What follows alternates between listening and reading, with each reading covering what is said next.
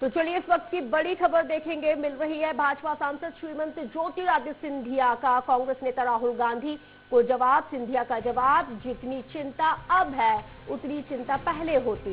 बड़ी खबर बता रहे हैं आपको बता दें कि राहुल गांधी का बयान बहुत हाईलाइट रहा, जिससे अब एक्शन, रिएक्शन, रिपरकेशन, तमाम चीजें अब ज्योतिरादित्य सिंधिया कह रहे हैं कि जितनी चिंता आज आप जाहिर कर रहे हैं पहले कर ली होती तो शायद ये स्थिति नहीं होती।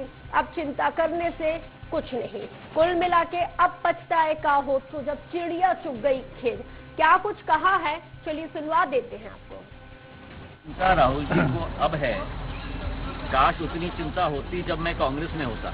इससे ज्यादा मुझे कुछ कहने की जरूरत नहीं। इतनी चिंता राहुल जी को अब है, काश उतनी चिंता होती जब मैं कांग्रेस में होता। तो राहुल गांधी को जितनी चिंता आज है, काश उस वक्त होती जब मैं कांग्रेस में था। कुल मिला के कह रहे हैं कि अब वापसी की किसी तरह की कोई गुंजाइश नहीं है। भले राहुल गांधी ने कह दिया कि ज्योतिरादित्य सिंधिया कांग्रेस में वापस आएंगे, और चिंता जिस तरह से जाहिर की, राहुल गांधी ने कहा कि हाँ वो सीएम कैंडिडेट हैं, लेकिन वो उनको आज नहीं तो कल कांग्रेस में उनको आना ही है। जिस तरह से राहुल गांधी का ये बयान सामने आया, उसके बाद ज्योतिरादित्य सिंधिया ने उस बयान पे अब रिएक्शन दिया है और कहा है कि जितनी चिंता राहुल गांधी को आज है, काश उस वक्त भी होती। और इस वक्त हमारे साथ फोन लाइन पर channel head SP Tripathi ji जुड़ गए हैं। त्रिपाठी जी, जितनी चिंता आज राहुल गांधी को है, काश उतनी चिंता उस वक्त होती तो शायद आज का जो मौजूदा राजनीतिक हालात हैं वो नहीं होते।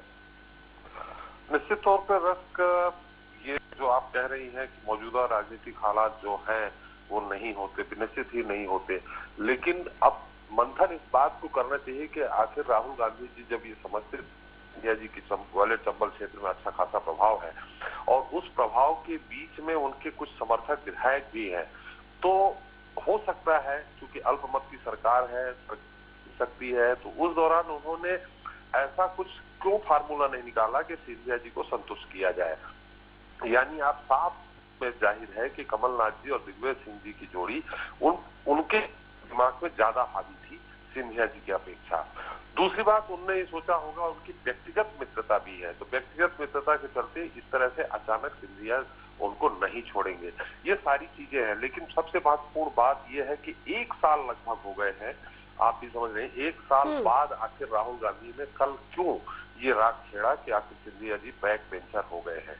कहीं न कहीं उन्होंने एक तरह से पिंच किया है उनको, क्योंकि जो जैसा कि राजनीतिक हलकों में ये बात की जा रही थी, सिंधिया जी को ये पहले सरकार, उनके जो मंत्री, समर्थक मंत्री हैं, उनके कुछ और पसंदीदा जो विधायक हैं जो छोड़ करके आ रहे हैं, उनको राज्य में मंत्री बनाया जाएगा और सिंधिया जी को केंद्र में मंत्री बनाया जाएगा। ये जैसा राजनीतिक हलकों में चर्चा थी कि ये बात हो रही थी। लेकिन सिंधिया जी चूंकि 1 साल लगभग गुजर गए, राज्यसभा सदस्य भी हो गए हैं, फिर भी उनको कहीं केंद्र में एडजस्टमेंट उनका नहीं किया गया है, तो ये उनको छेड़ने वाली भी बात हो सकती है। जैसा कि अब मैं बता दूं, इसके पहले जब सिंधिया जी जब पार्टी छोड़ रहे थे, उस दौरान भी उन्होंने कहा था कि मैंने राहुल जी से समय मांगा 10 जनपद में और हमें समय नहीं मिला। तब उन्होंने ट्वीट भी किया था, राहुल जी का एक बयान भी आया था, उन्होंने कहा था कि एकमात्र ऐसे हम कांग्रेस के सांसद, विधायक, नेता हैं जिनके लिए 10 जनपद के दरवाजे हमेशा खुले रहते हैं, ये उन्होंने कहा था। अब ये बातें सामने आ रही हैं कि आखिर उन्होंने समय मांगा था कि नहीं मांगा था। समय अगर उन्होंने मांगा था, नहीं भी मांगा था, तो उनकी एक राज्य की सरकार जा रही थी, तो उनको कहीं न कहीं आगे आकर के और इस पूरे मसले में खुद को हस्तक्षेप करना था और उसको रोकना था। आपको एक बात और बता दूं मैं, जब बंगलौर में सारे विधायक इनके चले जाते हैं, ये बात कमलनाथ जी भी जानते थे, राहुल जी भी जानते थे, दिग्विजय सिंह जी जाते हैं उनसे मिलने, उनसे मुलाकात नहीं होती। अगर कहीं यहीं पे राहुल गांधी जी जाकर के उसी होटल के सामने धरने पे बैठ जाते तो निश्चित राजनीतिक परिदृश्य कुछ और होता, और हो सकता है उन विधायकों से उनकी मुलाकात करवानी पड़ती राज्य सरकार को, और उसमें से कुछ विधायक वापस भी आ सकते थे। लेकिन अब सारा मामला खत्म हो चुका है। क्या कह सकते हैं कि अब पछतावे क्या होता है जब चिड़िया चुग गई खेत, तो खेत तो अब चुग गई। अब कि वो बयान इस तरह से दे। लेकिन त्रिपाठी जी, जिस तरह से कल राहुल गांधी का स्टेटमेंट आया उसमें एक चीज भी अगर ध्यान देने वाली है और सब हर किसी का ध्यान उस ओर आकर्षित भी हुआ है, वो ये था कि ठीक है ज्योतिरादित्य सिंधिया आज बीजेपी में हैं, वो लौटेंगे जरूर, कांग्रेस में पुनः वापसी उनकी होगी। तो इस बयान के क्या मायने निकाले जाएं कि अंदर खाने, या तो फिर वो ये बताने की कोशिश कर रहे हैं कि भाई बीजेपी में सब कुछ ठीक नहीं चल रहा है, सिंधिया जी आ जाइए, दरवाजे खुले हुए हैं। वो ये बताने का बीजेपी में सब कुछ ठीक नहीं चल रहा है ये नहीं कह रहे हैं, बीजेपी में उनके लिए सब कुछ ठीक नहीं चल रहा है, यानी सिंधिया जी के लिए सब कुछ ठीक नहीं चल रहा है। तो इसलिए आपको है। और उन्होंने एक चीज और कही है कि अब तक कांग्रेस में होते तो मुख्यमंत्री बन सकते थे, तो जब मुख्यमंत्री थे तो फिर उनको जाने ही क्यों दिया। जैसा कि हमें जो अपनी जानकारी है, इंटेलिजेंस ने भी कमलनाथ जी को बताया था, ये मैं आपको बता रहा हूँ, एक हमारे व्यक्तिगत मित्र है इंटेलिजेंस में, उन्होंने जो हमको जानकारी दी थी, उन्होंने बताया था 12 फरवरी को कि सिंधिया जी के साथ 17 से 18 विधायक जाने को तैयार है। और आप देखिए इनको, तब कमलनाथ थे तत्कालीन मुख्यमंत्री, उन्होंने कहा कि ऐसा कुछ नहीं है, 4 से 5 लोग जाएंगे और 4 से 5 लोग बीजेपी के आ रहे हैं। वो पूरी तरह से निश्चित थे। और जो मैं बता रहा हूं कि अगर राहुल जी के पास सिंधिया जी ने अपनी शिकायत की होगी, तो राहुल जी की अगर कमल तत्कालीन मुख्यमंत्री से बात हुई होगी तो उन्होंने उनको भी यही आश्वासन दे दिया होगा कि 4 से 5 हमारे पास बीजेपी के आ रहे हैं, 4 से 5 लेकर के जा रहे हैं। अंततः ये बीजेपी में जाने से उनकी सरकार को कोई फर्क नहीं पड़ेगा, लेकिन उनको नहीं थी कि 16 से 17 चले जाएंगे।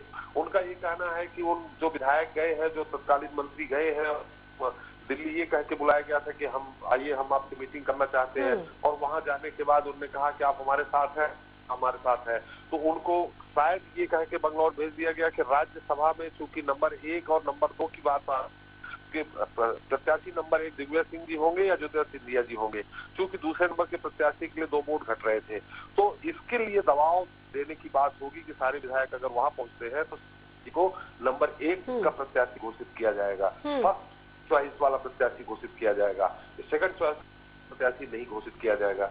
इस वजह से वो उनको बंगलौर लेके गए और उनको वहां पे उनके साथ घेराबंदी कर ली गई। और लेकिन त्रिपाठी जी, इसी वक्त कमलनाथ का, पूर्व मुख्यमंत्री कमलनाथ का भी बयान आया था, उन्होंने ये कहा था कि जिस तरह से उनको जो फीडबैक दिया जा रहा था, जो इनपुट्स दिए जा रहे थे, वो कहीं ना कहीं उस इनपुट्स में कॉन्फिडेंट थे कि हाँ, हमारे, जिस तरह से आप भी जिक्र कर रहे थे कि बीजेपी के कुछ विधायक आ रहे हैं, और जिस तरह से ये पूरा प्रकरण जब घटित होता है तब सबके सब गुड़गावा में, गुरुग्राम में एकत्रित हो जाते हैं, रामबाई के लिए पहुंच जाते हैं, उनके खिलाफ मोर्चा उनके फेवर में मोर्चा खोल दिया जाता है, उनको वहां से लेके गुरुग्राम से आ जाया जाता है। क्या इंटेलिजेंस फेलियर तो है, और जिसका नतीजा हम देख रहे हैं कि प्रदेश में आज क्या स्थिति है, और अभी भी नगरीय निकाय चुनाव सर पे आन खड़े हुए, उसके बाद भी कांग्रेस अभी भी नहीं चेत रही है। तो क्या लग रहा है कि ये स्थिति कमोबेश कब तक बनी रहेगी? देखिए, गुरुग्राम वाला मुद्दा अलग है। गुरुग्राम में कौन थे? रामबाई थे, सिर्फ 4 विधायक थे, और वहाँ जीतू पटवारी पहुंच जाते, जयवर्धन सिंह पहुंच जाते, वहाँ सिर्फ 4 विधायक थे, तो उससे कोई सरकार को कुछ नहीं होना था। इसके पहले एक गैर वित्तीय विधेयक को लेकर के जब शरद कोल और नारायण त्रिपाठी, देखिए अगर सरकार के अगेंस्ट में कोई वोट पड़ता है और सरकार खतरे में आती है, विधेयक गिरता है, तो सिर्फ वित्तीय विधेयक हो, जिसमें पैसे का मामला हो, खर्च का मामला हो, तो सरकार गिरती है। और नहीं, सामान्य विधेयक पे अगर डिवीजन मांगती है विपक्ष, तो डिवीजन अगर सामान्य विधेयक पे मांगती है और उसमें क्रॉस वोटिंग होती है, तो उससे कोई सरकार को फर्क नहीं पड़ता है। और सबसे बड़ी बात ये, जनरल विधेयक था, जनरल विधेयक में विपक्ष सामान्यतः डिवीजन मांगता है, तो विपक्ष ने, माने बीजेपी तब विपक्ष में थी, उसने डिवीजन नहीं मांगा था। डिवीजन खुद बीएसपी के एक विधायक ने डिवीजन मांगा, जो सरकार का समर्थन कर रहे थे। माने कमलनाथ जी ने जानबूझ करके डिवीजन अपने एक समर्थक विधायक बीएसपी से मंगवाया, और ये बताने के लिए कि आपके देखिए 2 विधायक हमने तोड़ दिए, और उन्होंने क्रॉस वोटिंग कर दी। और क्रॉस वोटिंग करके उनके साथ उन्होंने शरद कोल और नारायण त्रिपाठी को दाएं बाएं बिठा करके उन्होंने एक प्रेस कॉन्फ्रेंस टाइप ले ली और बोला देखिए टूट गए। और इसके अलावा मैं आपको अपनी जो खबर है, स्वराज एक्सप्रेस की पुख्ता खबर है कि 2 विधायक और बीजेपी के, जो पहले कांग्रेस के कभी पृष्ठभूमि के विधायक रहे हैं, उनके भी इस्तीफे की उनके पास काफी थी।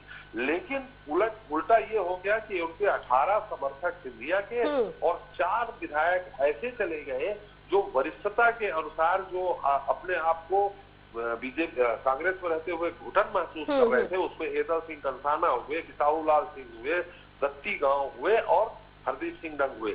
ये सिंधिया जी के समर्थक नहीं, दत्ती गांव को थोड़ा बहुत कह सकते हैं, ये सिंधिया जी समर्थक नहीं है। एदल सिंह कंसाना, बिसाहू लाल तो दिव्या सिंह के खास कोटे के माने जाते रहे। हरदीप सिंह डंग मीनाक्षी नटराजन की कोटे की मानी जाती रही है।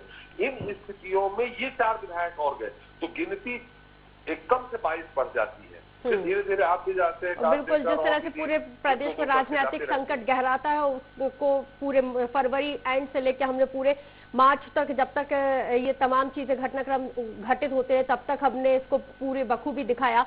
बहुत संक्षेप में त्रिपाठी जी, कि जिस तरह से कहा जाता है कि राजनीति में मतभेद होना चाहिए, मनभेद नहीं होना चाहिए, लेकिन अब जिस तरह से जो स्टेटमेंट आ रहे हैं, फिर सिंधिया जी भी कह रहे हैं, तो मान लिया जाए कि मतभेद के साथ मनभेद भी पुरजोर तरीके से घर कर गए। मतभेद तो आप पार्टी के अलग अलग सिद्धांतों में मत अलग हो सकते हैं। हम भाजपा के अपने सिद्धांत हैं, उधर मत हमारे हैं, कांग्रेस के अपने सिद्धांत है, लेफ्ट के अपने सिद्धांत हैं। ये मतभेद हुआ, ये मनभेद हुआ है कि मध्य प्रदेश की सरकार गिरी है। और जो आज हो सकता है कि राहुल जी पिंच कर रहे हैं राहुल गांधी कि आपको देखिए, आपको अभी तक मंत्री नहीं बनाया गया है जो था, और ये पूरे राजनीतिक हलकों में सबको मालूम था कि राज्यसभा के सदस्य बनने के साथ ही सिंधिया जी केंद्र में मंत्री बनेंगे, मुख्यमंत्री नहीं बनेंगे। बात ये हो रही थी कि अगर सिंधिया जी लेकर के इनको आते हैं, सरकार गिरती है, तो मुख्यमंत्री कौन होगा। लेकिन ये पहले से ही तय हुआ कि मुख्यमंत्री भाजपा के कोटे से ही होगा और शिवराज जी बने। लेकिन इस कोटे मुख्यमंत्री बनने के बाद उन्होंने अपने कोटे के 12 बनवा दिया। वो अलग बात है कि 2 हार गए, तो 3 हार गए उसमें से। लेकिन सबसे बड़ी बात यह है क्योंकि 1 साल बीत गया है, 4 राज्यों के चुनाव, 5 राज्यों में चुनाव होने हैं, इसका फायदा वो कहीं न कहीं लेना चाह रहे हैं। एक तरफ इशारा उनका सचिन पायलट की तरफ भी है कि देखिए सिंधिया जी की क्या स्थिति हो गई, जबकि 18 विधायक गए थे। तो इन सब बातों को लेकर राजनीतिक परिप्रेक्ष्य में अगर ये देखा जाए तो ये कहीं न कहीं वो सिंधिया जी को उन्होंने पिंच किया है, उनको छेड़ने का प्रयास किया है।